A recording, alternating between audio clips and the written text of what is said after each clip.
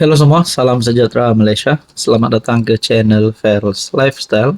Terima kasih kerana terus setia dan terus bersama di dalam channel ini. Saudara-saudara, tuan-tuan dan puan, ada satu perjumpaan di Ipuwa di antara kepimpinan kerajaan dan juga di antara kepimpinan pembangkang. Seperti yang kita tahu, Parti PAS di dalam Perikatan Nasional adalah pembangkang, dan Parti PAS juga adalah antara yang sering melakukan serangan terhadap kerajaan, terhadap PMX. Teman-teman, mungkinkah ada langkah di luar sana daripada kepimpinan kerajaan untuk menarik ahli parlimen, wakil rakyat, ataupun mana-mana kepimpinan pembangkang untuk menyokong kerajaan bagi memperkukuhkan kedudukan kerajaan, bagi mendepani pilihan raya umum ke-16? Ataupun sebaliknya, ada kepimpinan pembangkang yang mahu menarik kepimpinan kerajaan, wakil rakyat kerajaan, menteri kerajaan untuk menyokong pembangkang. Saudara-saudara, baru-baru ini dalam satu artikel perkongsian daripada Harapan Daily bertarik 7 Mei, Mat Sabu himpun kawan lama dalam Pemuda PAS di Perak. Adakah perjumpaan Mat Sabu dengan kawan-kawan lama beliau ini boleh menjadi satu langkah menarik wakil rakyat, menarik pemimpin daripada pembangkang untuk menyokong kerajaan? Mungkin sajalah. Menteri Pertanian dan Keterjaminan Makanan Datuk Seri Mamat Sabu telah menghimpunkan kawan-kawan lamanya sejak zamannya dalam Pemuda PAS. Ini berlaku ketika beliau menghadiri majlis perasmian Pusat Pengeluaran Benih Padi Sah Pertubuhan Peladang Negeri Perak. Perkara ini didedahkan menerusi hantaran FB. Seperti biasa menjadi kebiasaan, Bang Mat kemana-mana pergi, kalau ada ruang dan masa, pasti Bang Mat cuba cari kawan lama. Selesai majlis, Bang Mat ajak dua sahabat lama, YB Datuk Haji Idris Ahmad, Ahli Parlimen Bagan Serai, dan YB Haji Misbahul Munir Masduki, Ahli Parlimen Parit Buntar, minum dan sembang santai. Turut serta dua lagi sahabat seperjuangan, Dato' Mahfuz Omar, pengerusi LPP, dan Dato' Dr. Ismail Saleh, pengerusi MADA. Adakah dengan ini, selepas ini mungkin ada lagi perhimpunan-perhimpunan susulan ataupun ada perjumpaan susulan? Tapi ini mungkin sekadar perjumpaan dengan sahabat lama. Perbincangan mereka kita tidak tahu, tapi mungkin juga walaun akan meroyan, akan pening kepala, akan panas telinga sekiranya mereka melihat betapa mesranya kepimpinan kerajaan dan kepimpinan PAS pembangkang duduk semeja minum santai bersembang sama-sama. Jadi saudara-saudara, berkaitan dengan ini, menurut Anda apa pandangan Anda sekiranya ada wakil rakyat daripada PAS ataupun gerakan langkah daripada pembangkang untuk menyokong kerajaan? Apa komen Anda? Hai, hello, salam sejahtera Malaysia. Selamat datang ke channel Ferals Lifestyle. Terima kasih kerana terus setia dan terus bersama di dalam channel ini. Hari ini kita akan cerita tentang apa yang bakal berlaku pada pilihan raya negeri Sabah PRN ke-17 yang akan diadakan pada tahun ini. Seperti yang kita tahu, Ketua Menteri hari ini Haji Jinor yang memimpin Kerajaan Negeri JRS. Seperti untuk pengetahuan Anda, Kerajaan Negeri JRS, dalam gabungan JRS terdapat Partista, terdapat PBS. Tapi saya telah menerima beberapa komen melalui channel ini. Anda boleh cek konten mengenai parti apa yang akan berlaku. Persoalan yang saya timbulkan sekiranya PBS dan STAH keluar daripada JRS, dan kemana hala tuju PBS dan STAH selepas ini. Saudara-saudara yang saya hormati, andai kata PBS dan STAH keluar daripada JRS, andai katalah parti PBS dan STAH keluar daripada gabungan dan kerjasama bersama JRS, adakah hala tuju mereka selepas ini adalah menyokong PH dan UMNO Sabah? Seperti yang kita tahu, PH dan UMNO Sabah akan bergabung, akan bekerjasama pada pilihan raya negeri kali ini. Nah, saudara-saudara, andai kata PH dan UMNO Sabah. Bekerja sama dengan PBS dan Star Sabah. Adakah gabungan ini menjadi satu gabungan yang kita boleh kata calon pasti menang? Calon boleh menang pada PRN nanti.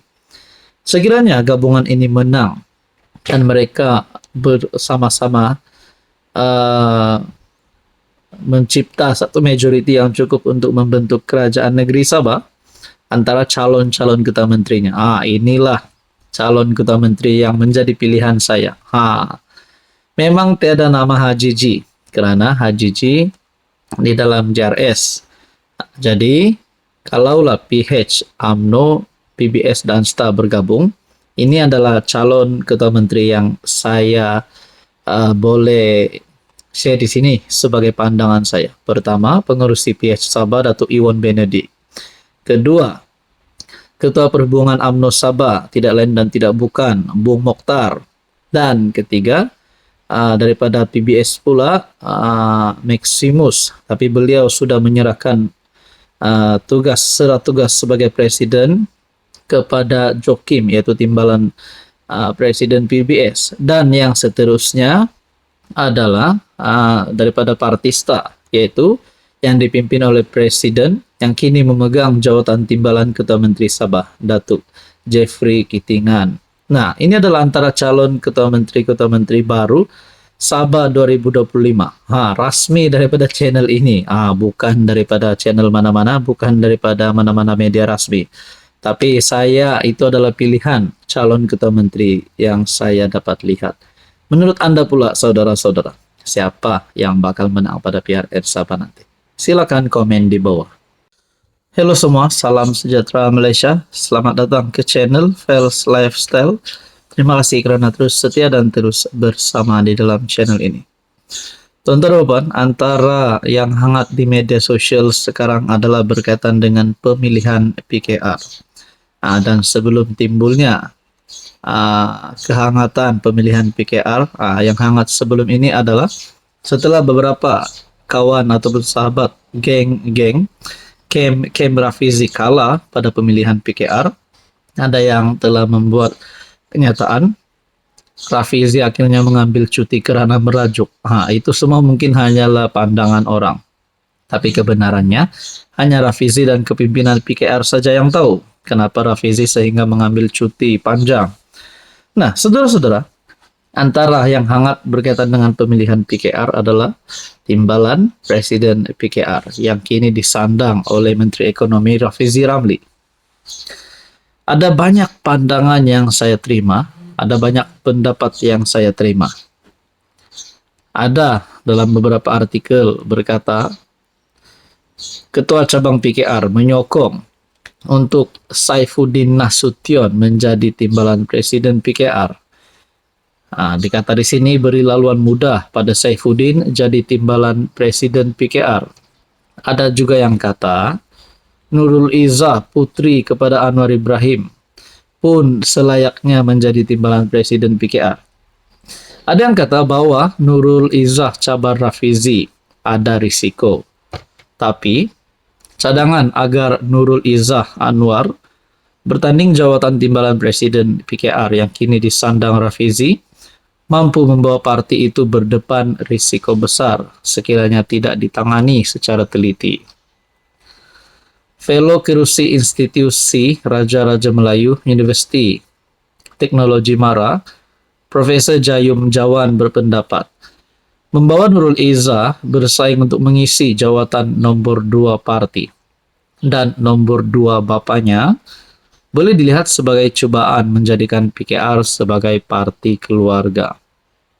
Dalam kenyataan yang lain berkata, Nurul Izzah penyelamat PKR jika cabar Rafizi, kata Hasan.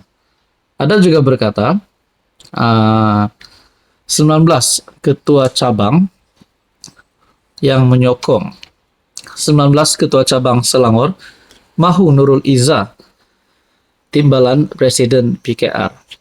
Jadi, kepimpinan PKR Selangor bukan sedikit tetapi 19 ketua cabang Selangor menurut artikel daripada Harapan Daily berkata, mahu Nurul Izzah menjadi timbalan Presiden PKR.